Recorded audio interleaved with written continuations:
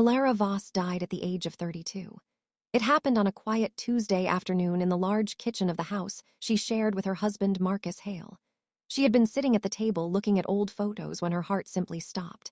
Years of constant stress, emotional neglect, and putting her own needs last had taken their toll. In her first life, she had been a talented architect with big dreams. She gave up her promising career to support Marcus as he climbed the political ladder. She organized events, smiled for cameras, managed the household, and forgave his repeated affairs. She begged him many times to treat her better and to appreciate what she sacrificed. He always promised to change, but never did. When she woke up again, she was 24 years old. She was back in her old apartment on the morning of the charity gala where she first met Marcus. All the memories from her first life were completely clear.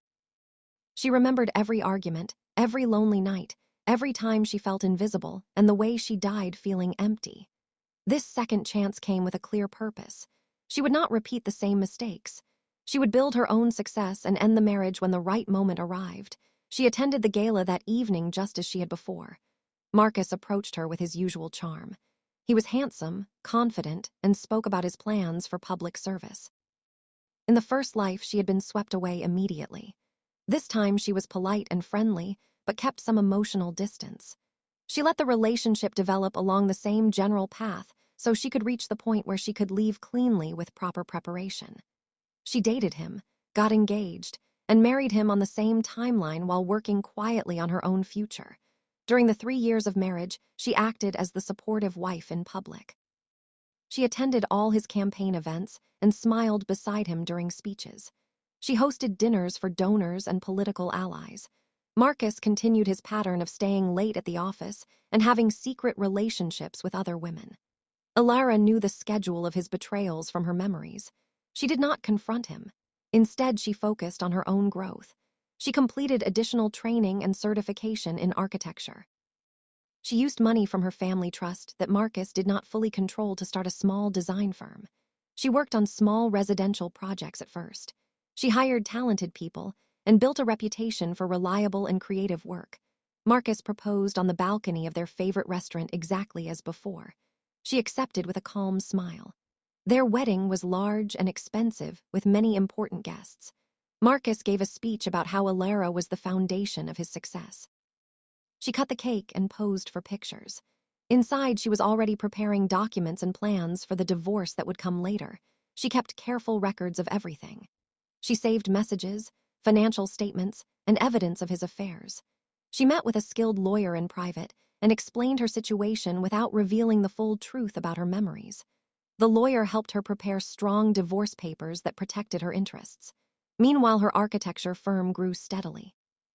She won contracts for community buildings and office renovations. Her name started appearing in local design publications.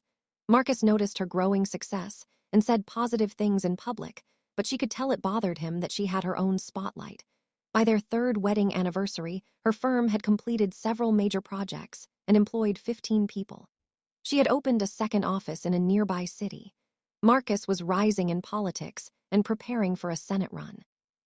The night she chose to end the marriage was during the annual leadership summit. The event was held in a grand convention center filled with politicians, business leaders, and media. Marcus was networking with donors and had his arm around Leela, his current chief aide. Alara walked up to them and said calmly, "Marcus, we need to talk privately right now." He looked irritated but excused himself and followed her to a quiet lounge area with comfortable chairs and large windows. Once they were alone, he poured himself a drink and asked what was so important. Alara placed a thick folder containing the divorce papers on the table in front of him. "I want a divorce. The papers are prepared. Please sign them." Marcus read the first page and laughed. He thought she was joking or having some kind of emotional moment. Then he realized she was serious. His expression changed. "You cannot be serious, Alara, after everything I have given you. You were an ordinary girl with big dreams when I met you.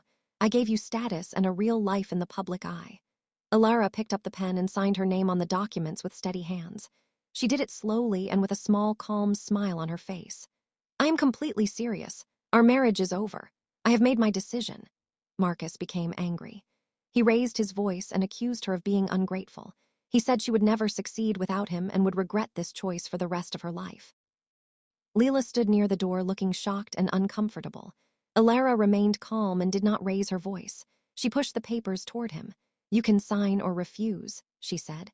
"I am moving forward with or without your signature."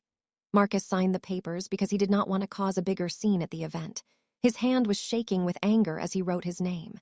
Alara collected her copies, stood up, and left the room. A photographer captured the moment as she walked out. She looked composed and confident. Marcus looked surprised and upset. The photo spread quickly on social media and news sites with the caption about signing divorce papers with a smile. The news of their divorce became a major story. Headlines described the end of the perfect political couple. There were many articles suggesting Marcus had been unfaithful. His public approval ratings dropped noticeably. Alara's architecture firm received a large increase in inquiries and new projects. Clients said they admired her strength and wanted to work with her team. Marcus tried to control the narrative. He gave interviews where he suggested Alara was going through personal issues. He called her repeatedly and sent long messages asking her to reconsider. He tried to turn some mutual friends against her. Alara responded through her lawyer with a short statement that the marriage had ended by mutual decision, and she wished him the best in the future. She focused her energy on her growing business. In the following 6 months, Marcus faced increasing problems. A former staff member released documents showing improper use of campaign funds. More people came forward with similar stories. Leela left him when the situation became too difficult. Major donors distanced themselves. Marcus started missing public appearances and spent more time at home. His political future looked uncertain. One evening he drove to the new house Alara had designed and built for herself.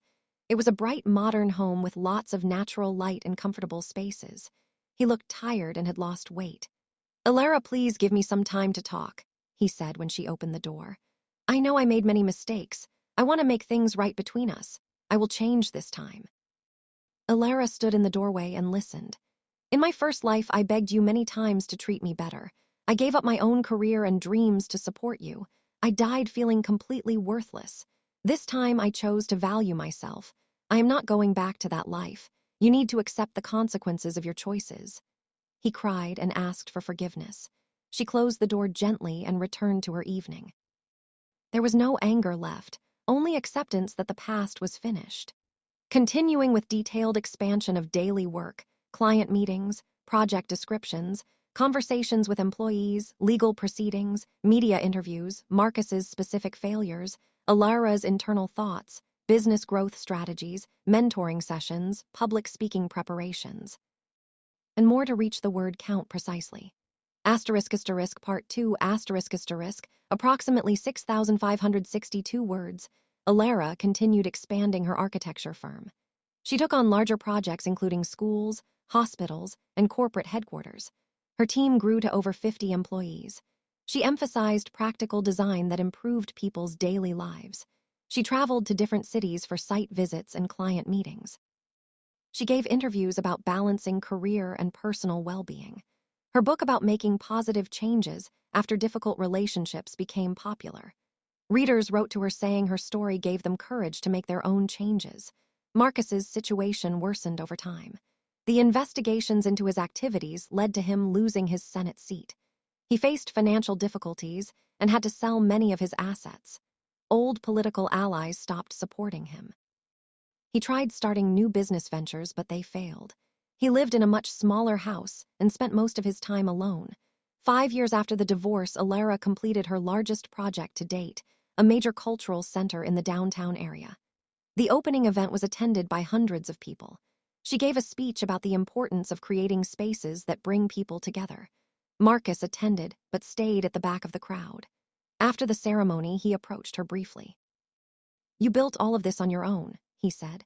"I realize now how much I underestimated you. I am truly sorry for the way I treated you." Alara replied, "I accept your apology. I have moved on and built a good life. I hope you can do the same for yourself." He nodded and left. Alara felt a sense of closure. She continued her work and personal growth. She formed strong friendships with colleagues and clients. She dated occasionally but never rushed into anything serious. Her focus remained on her career and inner peace. 10 years after her rebirth, she was a well-respected figure in both architecture and personal development circles. She spoke at conferences and universities. She shared practical advice about learning from past experiences and building a better future. Her buildings were known for their quality and thoughtful design. Many people told her that her example helped them leave unhealthy situations and pursue their own goals. In her later years, Alara designed a retirement community with beautiful gardens and comfortable living spaces. It was one of her most meaningful projects. She ensured it had areas for social activities and support services. When the community opened, she felt deep satisfaction. She had used her second chance to create positive things that would last. She lived a long and fulfilling life surrounded by friends, colleagues, and the results of her hard work. When her health eventually declined, she faced it with the same calm attitude she had shown on the day she signed the divorce papers. She passed away peacefully with no regrets about the choices she made in her second life. Marcus lived for many more years, but remained alone. In his final days, he reflected on his mistakes and the good person he had lost. He understood too late the value of what he had thrown away. Alara's story and her buildings continued to inspire people long after she was gone. Her firm continued under the leadership of people she had trained. Many men and women credited her example with helping them find strength to change their own lives. She had taken the opportunity of rebirth and used it to create a meaningful and successful existence. That's it, guys. Hope you liked it. See you in the next